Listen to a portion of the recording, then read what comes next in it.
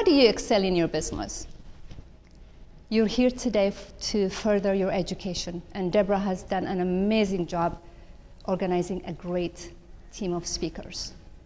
One way to excel in your career is by being a continuous learner. Brian Tracy talks about if you just read 1 hour a day, 1 hour a day, that's 1 book a week. And that's 50 books a year. And I understand from Deborah, some of you have been here 5, 10, even more years. So if you've read that many books a year, in 10 years, that's 500 books. And ladies and gentlemen, if you've read 500 books in your field, you are considered an expert, and you will be in much demand. So take advantage of that. Just spend 1 hour. The second thing is learn to communicate. In most businesses, it takes communication. Whether you're communicating with a client, you're making a presentation, you're in a meeting, it's very important you know how to communicate effectively. John Maxwell talks about put the cookie on the lower shelf. When you talk, make sure it's simple. Everybody can get it. Use simple words. Do you know what is the most memorized speech of all time in our country? Gettysburg Address. Abraham Lincoln's Gettysburg Address. And he was not even the keynote speaker.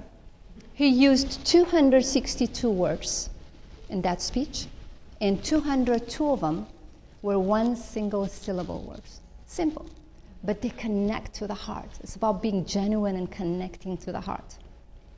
And then once you decide what kind of presentation you're going to give, practice.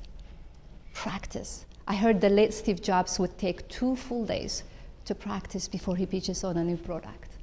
A CEO of a major company takes 2 days to do that. How much more do you think we can afford the time?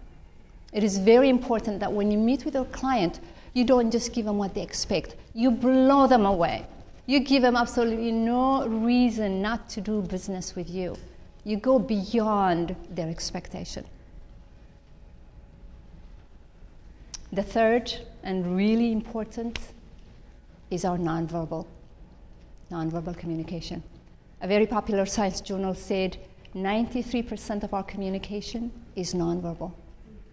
Did you know, according to Princeton's study recently by Alexander Todorov and Janine Willis, that it takes 1/10 of a second before someone makes a judgment?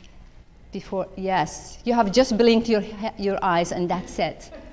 They have not gotten a chance to let you speak, how smart you are, none of that. I told you are special, right? There's nobody like you. They cannot get to know that because they're already judged us on the outside. It's very important that we dress professionally, that we carry ourselves professionally.